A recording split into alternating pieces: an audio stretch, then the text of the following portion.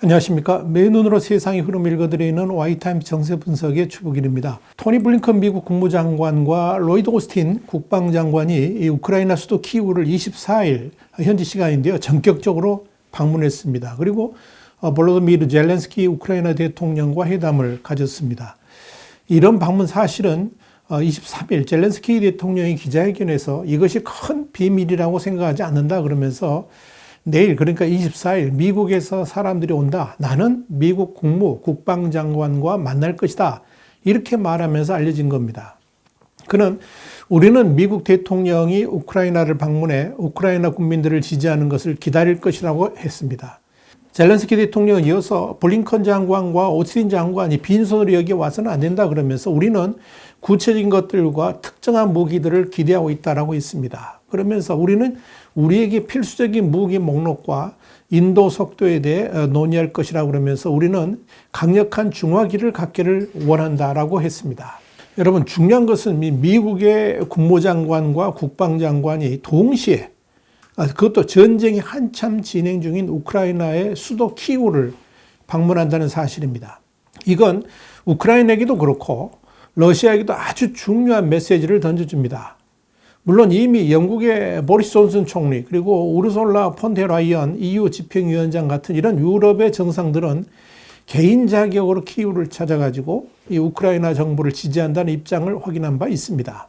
또한 블링컨 장관은 지난 3월 우크라이나하고 폴란드 국경에서 우크라이나 외무장관과 회담을 가진 바도 있습니다. 이와 함께 조 바이든 미국 대통령도 지난 21일 우크라이나에 대해서 총 13억 달러 규모의 군사적 경제적 추가 지원을 비롯해가지고 러시아 선박에 대한 미국 입항 금지 같은 추가 제재 조치를 발표한 바 있죠. 그런데 미국의 국무장관과 국방장관이 동시에 이 우크라이나의 수도를 직접 방문해서 이 젤렌스키 대통령을 만난다는 것은 상황 자체가 다릅니다. 이는 러시아의 우크라이나 침공으로 인한 전쟁에 중요한 분기점이 될 수 있다는 것을 보여줍니다.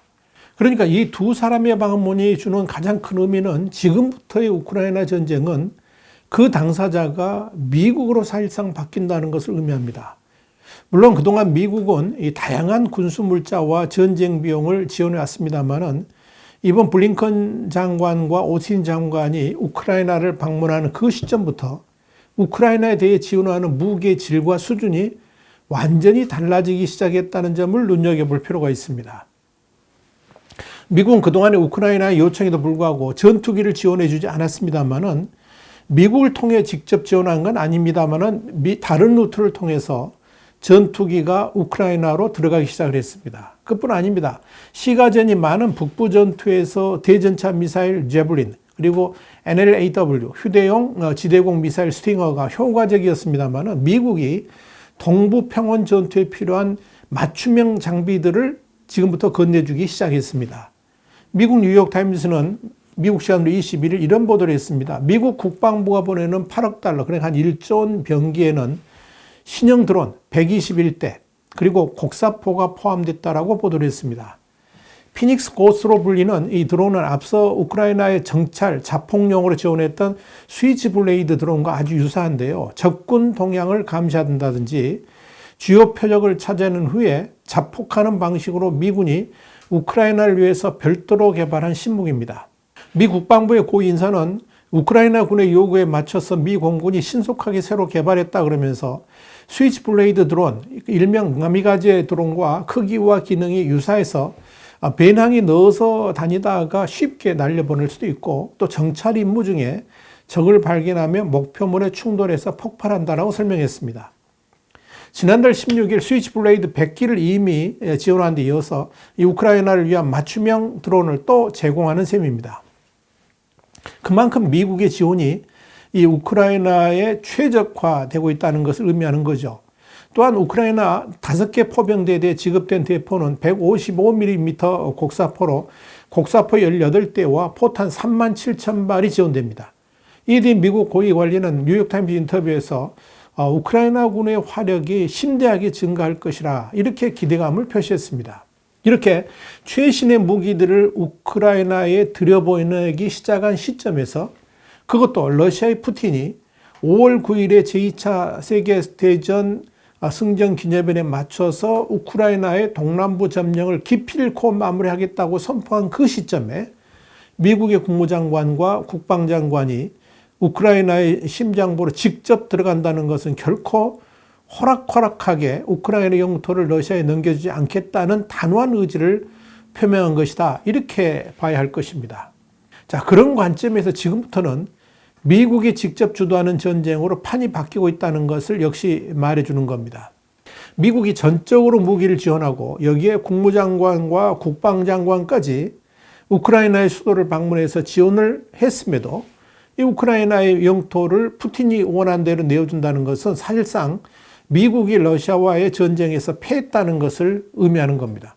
자, 그렇기 때문에 이번 미국의 두 장관이 우크라이나의 수도를 방문해서 젤렌스키 대통령을 만났다는 것은 엄청난 의미를 던져준다라고 평가할 수가 있을 겁니다.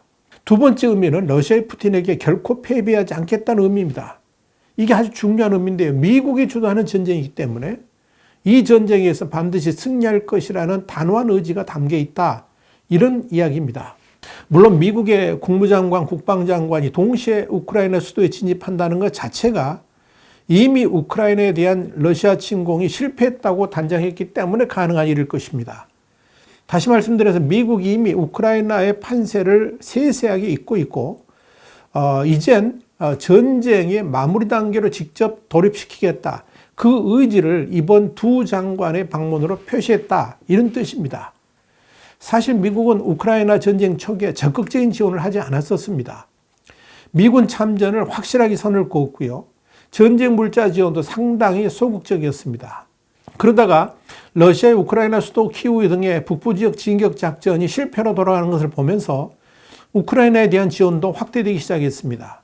그 후에 푸틴이 아예 5월 9일이라는 날짜를 정해놓고 동남부 지역에 대한 점령 작전을 이제 돌입했지요. 그걸 보면서 이젠 푸틴을 좌절시킬 수 있는 좋은 기회라고 판단한 것으로 보입니다. 지금 미국이 노리는 것은 크게 두 가지입니다. 하나는 5월 9일까지 푸틴이 뜻하는 대로 남동부 지역의 완전 점령을 지어자는 겁니다. 우선 돈바스 전투에서 우크라이나가 밀리지 않도록 전적으로 지원할 겁니다. 당연히 이를 위한 무기 지원도 대폭 확대할 것입니다. 여기에는 미국만 아니라 유럽의 나토, 그러니까 북대서양조약기구 동맹국도 함께 할 겁니다. 특히 그동안 우크라이나 지원에 소극적이라는 비판을 받았던 독일이 앞장섰습니다. 독일 일간 쥐트 도이체 짜이퉁은 20일 이런 보도를 했습니다. 독일이 구소련제 T-72 전차의 개량형인 슬로베니아의 M84 탱크를 우크라이나에 제공하고 슬로베니아의 대체 장비를 제공하는 계획을 추진 중이다. 이렇게 보도를 한 겁니다. 독일이 간접적으로나마 전차 같은 공격 무기를 우크라이나에 제공하는 건 처음입니다. 또한 영국은 스타스트릭 초고속 대공 미사일을 17발 탑재 가능한 스토머 대공 장갑차와 병력 수송 차량 120대를 제공한다고 발표했습니다.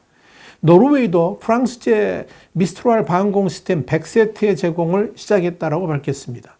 이렇게 서방 진영이 우크라이나가 실제로 필요한 전쟁 물자들, 그것도 공격용 물자들을 대대적으로 그것도 긴급하게 지원하겠다는 것은 푸틴의 전쟁 수행 일정에 절대로 밀리지 않겠다는 굳건한 의지를 보여준다라고 말씀드릴 수 있을 겁니다. 또 하나의 의미는 우크라이나 전쟁을 장기전으로 끌고 가겠다.